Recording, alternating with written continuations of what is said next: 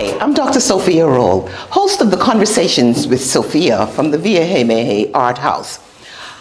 We are at the end of the year, ladies and gentlemen. This is our final show in season 2, final show for the year, and it's appropriately positioned for what's going to be happening in the next day or two.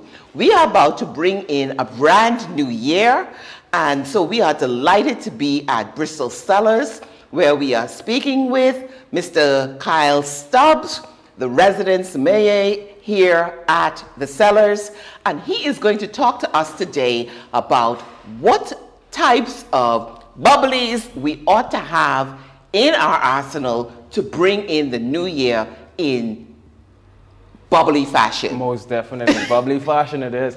Again, Dr. Roll, it's always a pleasure to have you with us here at Bristol Wines and Spirits. This has been a trying year, and no matter how you look at it, I think it's appropriate for us to celebrate the highs and the lows as we reposition for 2021. Absolutely. Right? And so usually the week between Christmas and New Year's is when we have our champagne sale. But this year we've included it in our Christmas sale. So from the 14th to the 31st, all of our champagnes and sparkling wines would have been on sale. We cannot be negligent of what kind of year it is and that some people's pockets aren't where they usually are.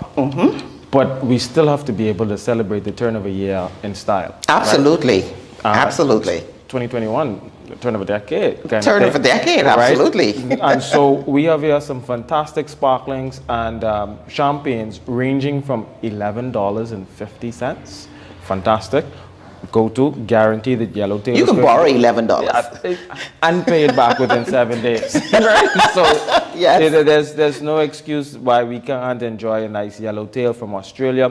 I love the yellowtail because it comes with this cap on the top that allows us to keep the sparkling once we open it. Okay. Right? A lot of these other ones, when we open them, we have to consume them right away. In that one session. But this we can cap and put back in the fridge and for 2 days enjoy this yellowtail sparkling. So at $11.50 we have the yellowtail, as well as we have the yellowtail pink bubbles from Australia.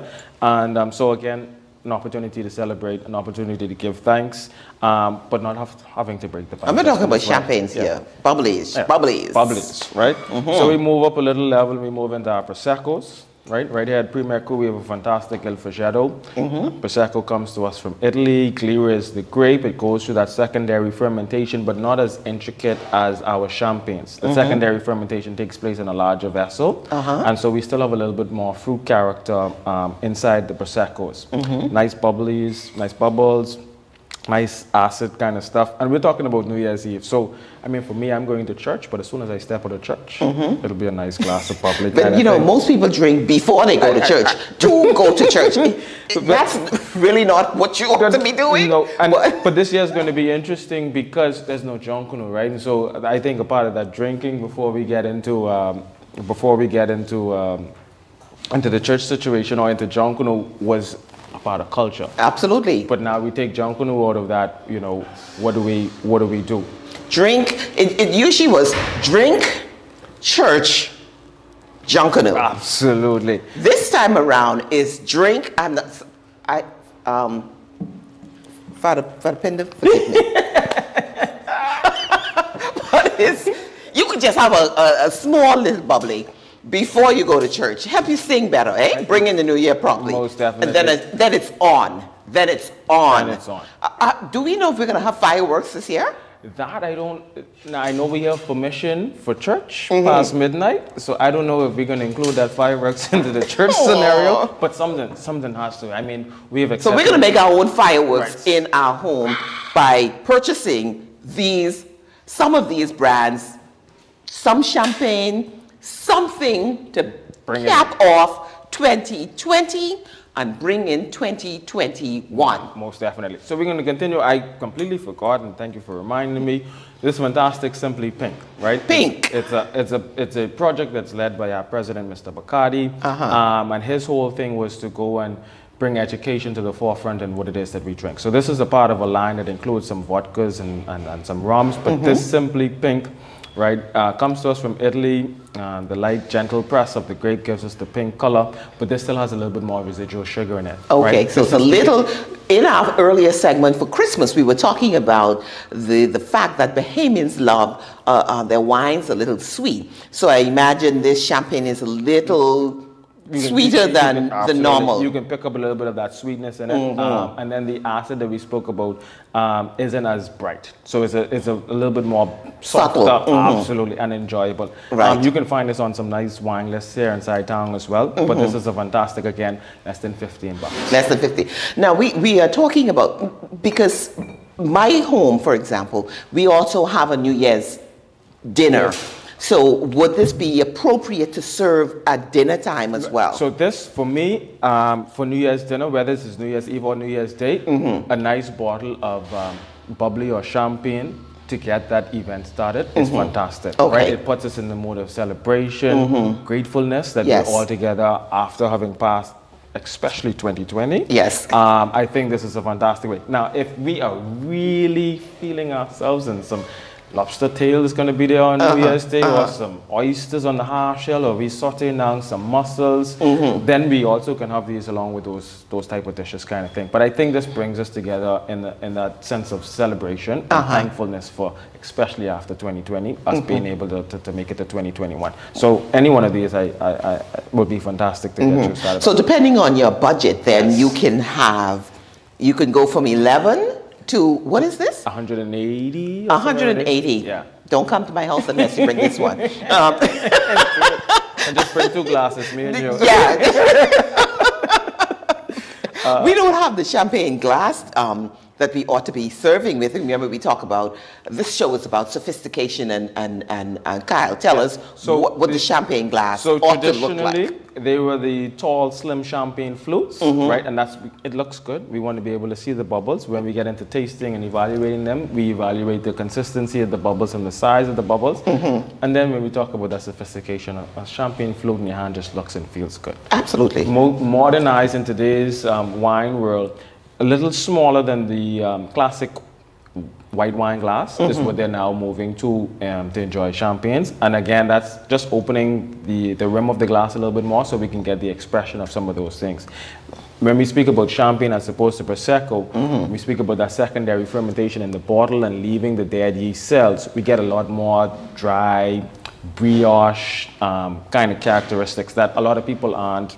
Now you're using some terminology that I know I would like my audience to know what we're talking about. Brioche and fermentation and all of these things. Ladies and gentlemen, we're going to take a break for 1 minute. We're going to be back and we're going to talk about some of these terminology that Kyle's just mentioned, and we are going to talk about some more of the champagnes. We will be right back. Hi, we're back. So we're talking with Kyle from Bristol Cellars, and he's talking to us a little bit about the kinds of champagnes that we ought to be serving as this year fades and we bring in with a passion the new year. Kyle, we left off talking about the appropriate glassware that we ought to be using for our champagnes. And remember now, we said that we had a range of champagnes that we can use, we can purchase from the Bristol Cellars company, and ladies and gentlemen, you ought to have one of these. Yeah, most definitely. In your refrigerator, on your table, with your turkey, whatever it is. Generally, people bring in the new year with native dishes, the sauces, the chickens, the stew fish, the boiled fish, and so on. So talk to us about the glassware that we ought to be using, and then let's talk a little bit more about the different champagnes and where they're from. Absolutely. And what is champagne? Most you know, because definitely. some things, if it's not from Champagne, don't call it no champagne. don't call it champagne, eh? Absolutely. So here we are, 2 styles of champagne flutes that we're using today. This is the classic interpretation or version of it. Again, we talk about the length of the bowl itself, the shape of the bowl, and this is to allow us to see. This is the bowl. Allow us to see those the flow of those bubbles and the consistency of that flow. And then we always like to look at the polish and how reflective and how nice it looks inside the glass. So we're going to get into one of these in a moment. Okay. But this is what we're using as a modern twist. Right? It's the 2021 version. Absolutely. I like the word we've been using all day, sophistication. Sophistication. Right? But this just opens up the bowl, the mouth of the bowl a little bit more, so we can allow some of the unpleasantries to escape, and then we're enjoying just the pleasant parts of champagne. And I said the unpleasant parts, and that's going to lead us to these last 4 fantastic bottles, right? So we have here a Cremant, we have here Laurent Perrier Brut, Laurent Perrier Rosé, and behind here is a fantastic Billicat Salmon. So what we did with these is... Let's bring that out there. It's one with the silver bow on it. We go through just a regular fermentation to get our dry red or white wines, right? That fermentation equation is our yeast acting on our natural sugar from the grapes, releasing some carbon dioxide, and we end up with an alcoholic beverage in the end. Right. We go and we trigger a secondary fermentation. In the champagnes, we trigger that inside each individual bottle. Oh my. Right? And, so this is not mass-produced kind of thing? No. So just imagine, even the brands that we know of, and we know that we can get them anywhere in the world, just to think about what it takes to go into each individual bottle. Even though there's a couple of thousand, 100,000s of bottles in the world, each bottle is treated individually. Wow. So now I learned something today. Normally I know most things, but I learned that today. That's interesting. Right, and so what we would do is after we would have done our fermentation to get our dry wine, we would bottle them, and we would reintroduce yeast and sugar to the bottle. And what we would do is we would enclose that. So this secondary fermentation now is happening inside a pressurized environment. That's how we create those bubbles on the inside. And that's why you hear the poof. Absolutely. When the champagne cork is removed. Now, in the restaurant setting, we want that not too much of a distraction, but New Year's Eve, we pop it. We want that big pop. Right? We're popping. So I love this Cremant, right? Because this is just on the outer skirts of the Champagne region. So it's not from Champagne, so it can't be called Champagne. Okay. The grapes are sourced throughout Burgundy, but it goes through that same intricate process, secondary fermentation inside the bottle, right? Laurent Perrier has to be the prized champagne in our market. Okay, right? Laurent Perrier. Yeah, there's some other brands out there that's more noted, but when we come to a brand that's noted, respected, and enjoyed, all over the world. All over the world, Laurent Perrier. Again. So these grapes now are sourced from Champagne. Right. So now we're in that Champagne conversation. Right. In the conversation of Champagne. The Champenoise. Right? And again, so the secondary fermentation. But once we get into the Champagne, we appreciate the grapes in this region are a little bit more quality than what we're getting elsewhere. I see. Right? Okay. We want to say that these folks have been in the industry for centuries, and so they appreciate climate and terroir and matching them up with ideal grape varieties and knowing where they're getting the best quality. So sophisticated that they know when they have an exceptional year to say, we're going to put a year on this bottle and call it a vintage champagne. So we know that's a better quality. Right. This one is this is our Brut. So we would have had some grapes in this from several vintages. To maintain the consistency of this particular one. But when we put a vintage, we have Bollinger 2012, fantastic year, and people are looking for that particular vintage when it comes to champagnes kind of thing, because they know, the grapes were that phenolic ripeness in the growing season wasn't too stressed on the vines, and so we got all of the pleasantries that we wanted in the entire process, and it showed up in that wine, and we wanted to be known that 2012 was an exceptional. Before 2012, for us again with Bollinger, we had a 2004. So that just speaks to the length of time. So they don't put a year on every bottle? Exceptional years will be noted by putting that on the year kind of thing. Again, I learned that. So when you get a bottle of champagne that has a year on it, that meant it really was an exceptional year. Most definitely. I notice on most champagnes the word Brut. Yes. What does that mean? Right. So dry. Dry. Right. So you see extra Brut, extra dry. Extra dry. But we also see on some champagnes on the next side of it is sec, sweet, or demi-sec, semi-sweet kind of thing. So we want to be able to, and I love the French and the Italians because they want us to become cultured and sophisticated. Absolutely. So they ain't going to tell us this information. We got to go find this information. Because I mean, if you didn't know that's what Brut meant, now you know. It's a dry bottle of champagne. Most right? Definitely. Demi-sec, semi-sweet, sec, sweet. And then I just want to highlight one of our favorites here at Bristol. This is the Rosé, Laurent Perrier. Again, we talk about the delicate treatment of grapes. We brought some red grapes into this equation. They lightly pressed them to give us that color, and then we went through our straight fermentation to get our dry wine, and then we went through our fermentation inside the bottle, added our yeast and our sugar, secondary fermentation inside here, and then everything else was finished in that bottle, aging in the cellar, and then put it to market. I just like the sophistication that goes into champagnes and traditional method, right? I said I wanted to use the word traditional method because we have some California sparklings that go through the traditional method. The only thing is the grapes aren't from Champagne, so we can't speak to the quality and so on and so forth. Correct. And the prestige that comes with being produced in that particular region. But anytime you see a wine that says traditional method, we can appreciate that it went through those intricate processes kind of thing, and we know what we should be experiencing in that bottle. Now, I have opened a bottle of champagne in my past that had a plastic cork. What's the difference between those versus decent bottle of champagne with natural cork? I know in modern times or in recent years they have changed the cork. Well, quite frankly, even the wines now you screw them off. I mean, there's something to be said about a screw-off bottle of wine, but we're not talking about wines today. What? Tell us about the cork, please. Right. So in the and the importance of the cork. Right. So two things was important is because we would have done our fermentation in a pressurized environment, the cork and the shape of this cork doesn't occur until we cork that bottle. Right? And so we, when we pull out this cork in this bottle, it has that mushroom shape. It would have expanded once it went in through that. Yes. Right? But more importantly, beyond the cork is making certain that we cage this cork down so there's no mishaps or anything of that sort, because the excitement in the bottle is us trapping all of that gas and everything else so we get the bubbles kind of thing. Right. So in the sparkling wine, it's not so much of a huge conversation about the plastic or synthetic versus these generic corks. More so, I'll just open this one so we can take a peek at this. Not this bottle, but just so we can see what the difference that we speak about. Right?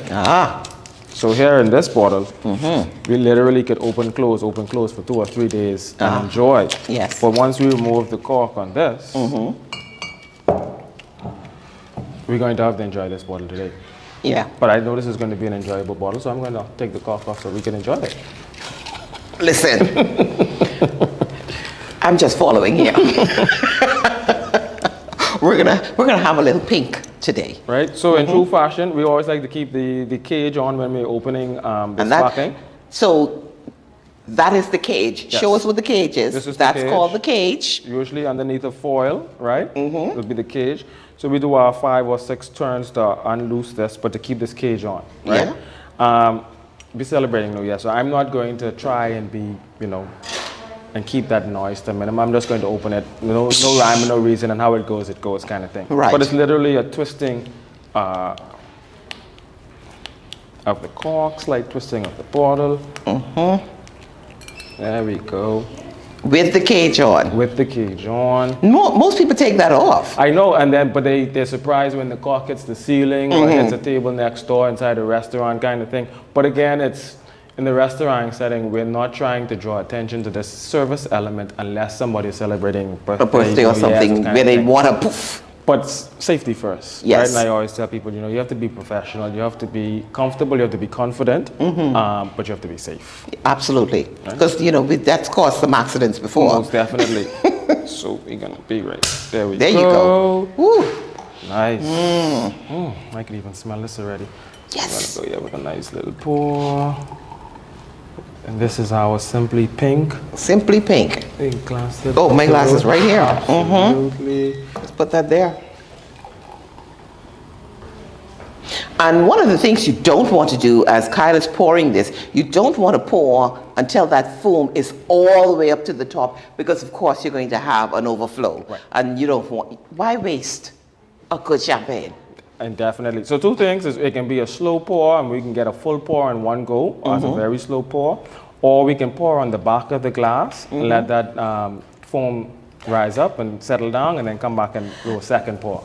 Let me hold that glass, the empty one, because I notice sometimes people pour and they tilt the glass a little bit. So that's the same thing as me saying going on the back glass. So you have to have skills to go to the back of the glass. If you don't have those kinds of skills, you tilt a little bit. Most definitely. Most definitely. Alrighty. So let's take a cheers. Bringing into the new year. To 2021. Most definitely.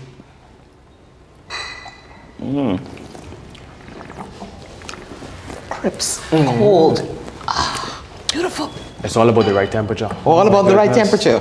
That's nice, right? Again, it's not as heavy as the fruit character in the front to give you the sweetness, but it's soft, right? And I like the description, crisp. It's crisp. It's clean. For whatever reason, we get 2 days where it's 65 degrees, and then we get another 5 days where it's still 85, 90 degrees. Absolutely.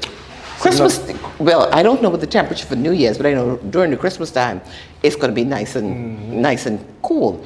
Kyle, while we are enjoying this champagne, tell me a little bit about yourself, where you went to school, because you are extremely knowledgeable, and I'm very, very impressed with your growth over the years, and the fact that Bristol has you. I want them to know this is a gem, and they ought to be appreciating what they have in this skilled young man. Awesome. Thank you very much for the opportunity.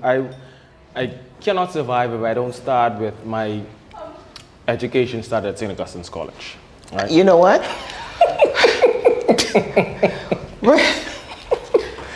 Whatever. I went to Aquinas College. I don't want to point Aces in the house. I don't want to point out that you're wearing a red and white scarf, but yes, I went to St. Augustine's College. This is for my sorority. Delta Sigma Theta Sorority Incorporated, just to let you know that. And in 2003, I went to COB. I started off with Chef Farrington in the culinary program. And about a year and a half after that, I realized I was looking for a little bit more as opposed to just that culinary kitchen experience. I ended up with you, Dr. Role in Tourism and Hospitality. Could you repeat that, please? Just yes, I left culinary arts and I ended up with Dr. Role in Tourism and Hospitality Management. And look at what we have today. Look at what we have today. I just produce stars. Just letting you know that. 2006, I was fortunate to have an opportunity to travel to Halifax, Nova Scotia, where I completed my bachelor's in tourism and hospitality management. And through my co-op work semesters and 3 summers, I had an opportunity to work with some big hotel chains inside Canada. The Delta brand, Delta Hotels, which is now a Marriott brand. I got locked up with them in 2010. And at that point, I said, you know what, I want to be brainwashed by a corporate brand to get this understanding and appreciation. So this was deliberate.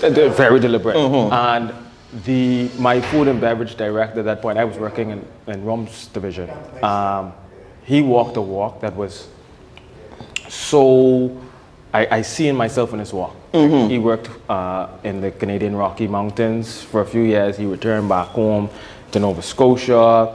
He did a little bit of lecturing at the university. He became the food and beverage director at the resort, and then he moved back home to a little smaller town, reopened his own restaurant that he grew up in as a bus person, took it over, and now he owns his own brewery in Nova Scotia. So I was like, I see something in him. For whatever reason, he came and he said, hey, Kyle, I want you on my food and beverage team. Right? I see you stand up at the desk as the bellman and you're watching, you know, the hotels were moving quickly towards this open restaurant concept. So I could stand up at the front door and literally watch food come in and out, see the open kitchen concept, see the bartenders do their thing, and I just would stand up and all like, my background is in rooms. I came from culinary arts and bar. I need to get back, and for whatever reason, he's seen it. Unionized environment, he told me, I want you to come over, but it's a unionized environment, so I have to start you off at 5 a.m. room service. And I'm like, no, I just finished my bachelor's. I know, hey. I don't know if 5 a.m. room service is my thing. So he came back about 6 months later, he said, here's the plan. Right. I can bring you in, you're gonna still start off on room service, but I'm gonna guarantee you in 8 months, here's the progression. Correct. And so said, so done. And he was getting ready to leave and move back to his hometown. And they brought in a new manager and so on and so forth. And, you know, changes usually comes with a little bit of hiccups. And you were positioned in the right place. Most definitely. And especially with the kind of background, holistic background that you had in the industry. So he slid out our operations director was there, and he picked up both were certified somms to the Canadian Association of Professional Sommeliers. And so the food and beverage director told the operations director, this guy has to finish, but he has to finish in his own time, in his own rights. Do not lock him down with a contract to say that he has to give us 2 years of service afterwards. And I'm like, oh, y'all can give that to me, this foreigner? Okay. And so changes came, management changed, and there was a new management. I said, you know what? My growth has been exponential, and I'm not going to stop it now, right? And so I seen that there could have been some problems, and I just took a leap of faith. I left Nova Scotia after I received my certification, went to Toronto, worked with some of the big Canadian somms and some of the big restaurants. I was at Renaissance inside the Blue Jays baseball stadium, 35,000 seats, and I'm like, little old me, like this is just awesome. And so I literally just dove into wine after that. Experiences after experiences came. Personal family situations caused me to move to Bimini to be closer to home. And then my dad slipped away in 2018, and I said, don't worry, mommy, I got you. I think the time is right for me to move back to Nassau. I think I can find value in what it is that I'm doing, and I think people are going to see it and treat it as so. On the international scale, and I always tell the chefs around town, I said, hey, you guys have 2 more years of being the rock stars in culinary, food and beverage. On the international stage, the rock stars are the mixologists in the wine songs. Absolutely. Because not only are they on the spirits and the wine and things, but they have that love and the passion for the food, so they're bringing them together. So I'm here trying to challenge the Bahamian chefs to say, hey, get on the spirit game, get on the wine game.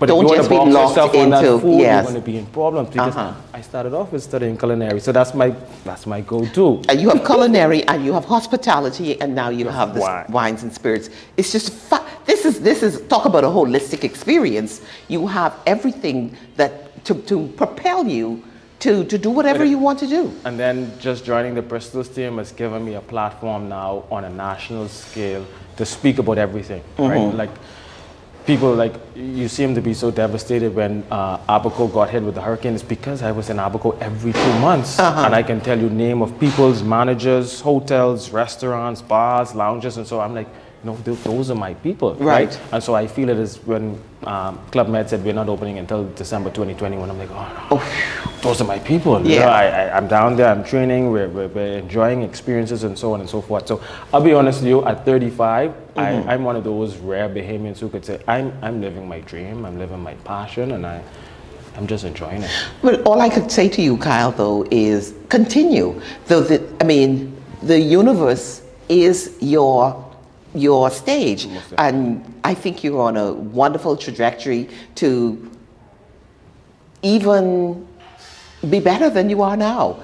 I am impressed. I'm proud of you, because I see you as one of my students, and I'm so delighted to be here to talk to you today, and of course talk about the champagne. Most definitely. So we're going to end the show right now. We're going to end this year. Ladies and gentlemen, this has been a fantastic year. All through the pandemic experience, we have had wonderful guests on the show. Next year, we are going to start our year talking to Kyle. So I just want you to know you are going to be in for a treat at the beginning of 2021. Thank you so much for joining me on this journey throughout 2020. And we are in for bigger, better, tastier things in 2021. Kyle, thank you so much for just being you, and thank you, Bristol, for allowing me to talk to Kyle today. Thank you for joining us and giving me an opportunity to express my love and my passion. Of course, the Bristols who give me this opportunity, but it's always awesome to be in the company of my educators, right? And not only because it's still a learning process. But so here I am, having to make this pivot, but still here, getting comfortable and sitting down with one of my former professors in the front of cameras. And talk about pivot, I mean, I'm a professor by nature. So now I'm delving into this new area. I've not given that up yet, but this has allowed me to educate in a different way. Absolutely. And so on behalf of myself and my producer, Thomas Robinson, we really want to thank you for watching the conversation with Sophia. It's been truly a pleasure. Ladies and gentlemen, That brings us to the end of this show, brings us to the end of 2020, and we will see you again in 2021. Until then.